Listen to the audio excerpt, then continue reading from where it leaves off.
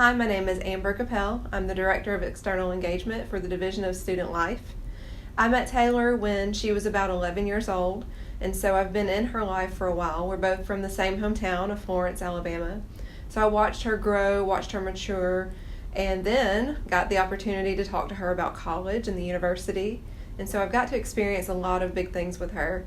And I can't say how proud I am of what she's accomplished so far and what she's going to do in the future. She's a very strong individual, and I know she'll do great things to represent this university. So please welcome to the stage, Taylor Roberson. Hi, all. So like Amber said, I am Taylor Roberson, and I'm so stoked to be here tonight to talk about this idea that while college is not for everyone, it should be an opportunity for anyone. I'd like to begin with a poem titled I Am First, a poem by a first-generation college student.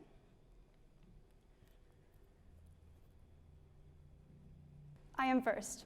First to rise with the sun, peeking through my curtains, encouraging, cheering behind the buildings, to get up and begin to get things done. I am first. First to smell the coffee brewing and the pastries warming, sweet treats that inspire the energy to kick in and start motivating. I am first. First to begin with books and pens and thoughts tucked away in a corner, creating an oasis between headphones, a tiny nook to explore what the future could have in store. I am first. To succeed. To fill out forms that far exceeded all familiarity, to take tests that were more than a page, to study until my eyes close, to stress until I can't breathe. I am first.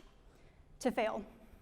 To receive red ink painted on paper, to see grades nearing close to Z, to see a bank account drain and see worry increase because money does not nor has ever come cheap. I am first. To fall so hard it feels like nothing will get better, to cry until nothing can get better because nobody you know and love and trust knows how to make it better. I am first. To have dreams begin to come true. To have a lasting song within my heart playing tunes of joy and pumping beats of exhilaration while everything finally falls into place. I am first.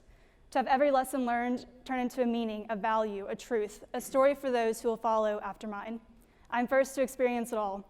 To gain every success, to fail miserably and recklessly, to ride every high and plummet to every low, and experience all the moments in between. I am first, I am stressed, I am pulled in all sorts of directions trying to figure it all out by myself. I am happy, I'm conquering, I'm the difference, I'm first generation. Like Amber mentioned, I'm from Florence, Alabama. I'm a junior graduating this May, double majoring in economics and history. And some things I'm involved in on campus are Alpha Kappa Psi, the Blackburn Institute, Forza Financial. Previously, I was a member of the orientation team as a parent ambassador, and I also was a part of the Culver House Lift program. Just like the author of the poem, Natalie St. Onge, I am a first-generation college student. In the state of Alabama, only 1 in 4 adults actually have a college degree, which means there are a lot of first-gen students in Alabama. Of those nationally, only about 1 in 4 end up attending college. Now, there are a few reasons for this, and this is actually something I didn't really think much about until I had the opportunity to serve as a class leader for the Culver House Lift program. I know there's a few volunteers in the audience.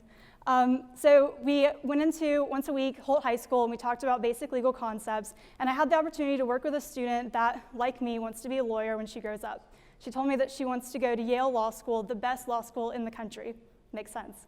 She talked to her teacher, her parents, and all of them said that because her own parents hadn't had the opportunity to go to college, maybe she should set her sights a little bit lower. Maybe she should look into maybe not even being a lawyer at all.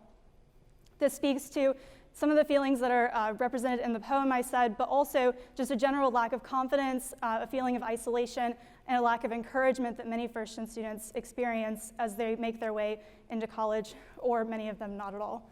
Another issue that first-gen students often face is the public education system in Alabama.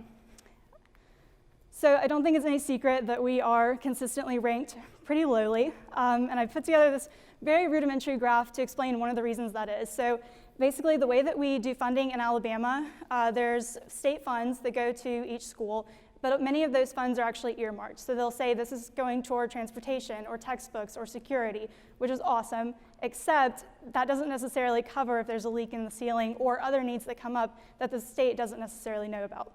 So those local funds, that is what comes from donors, local civic engagement groups, property taxes, which means if you're in a wealthier area where people can afford to give more or the property is worth more, you're going to have a lot more money to spend on projects that your school is able to identify than if you live in a less affluent area.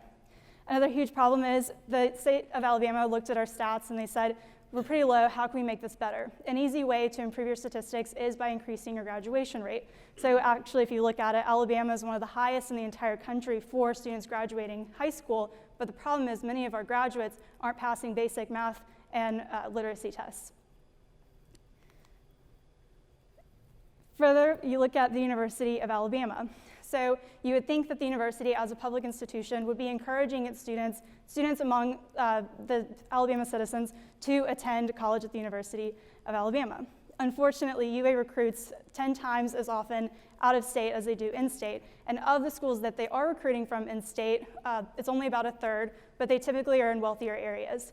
Of all the schools that they looked at in studies, UA was one of the few that represented significant racial discrimination. Prior to 2017, the University of Alabama didn't do any statistics or research on first-generation student retention at all. This is a huge issue because how can we solve a problem if we don't even know the population that we're supposed to be serving and helping?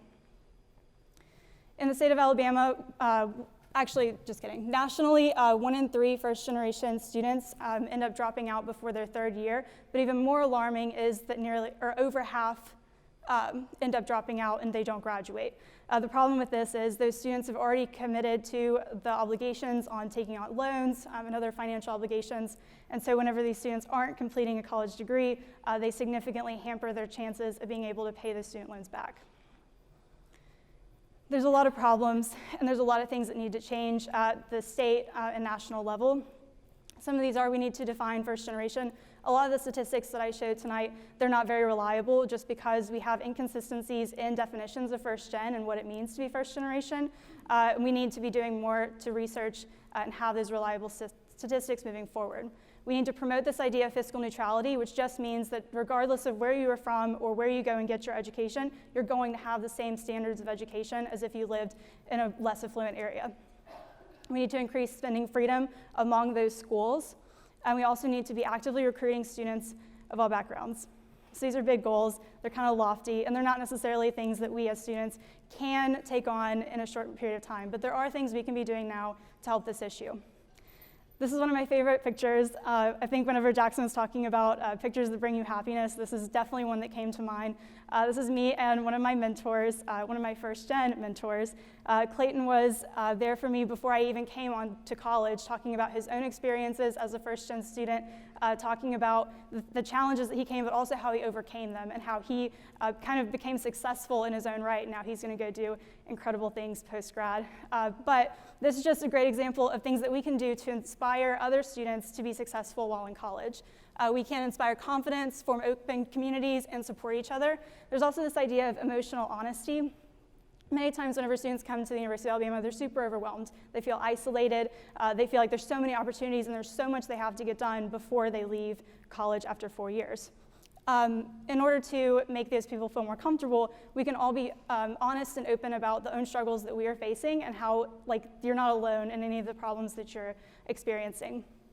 Finally, we can advocate for the things I showed on the last slide, and we can also be a pipeline. So being a pipeline can be like Clayton being a mentor to underclassmen and other students, whether they're first generation or not. There's also multiple high school outreach opportunities. So I did Culverhouse Lift, and then there's also this organization called First Fellows. So this I founded this year to empower first generation college students to attend, remain, and excel in college while building confidence for their future.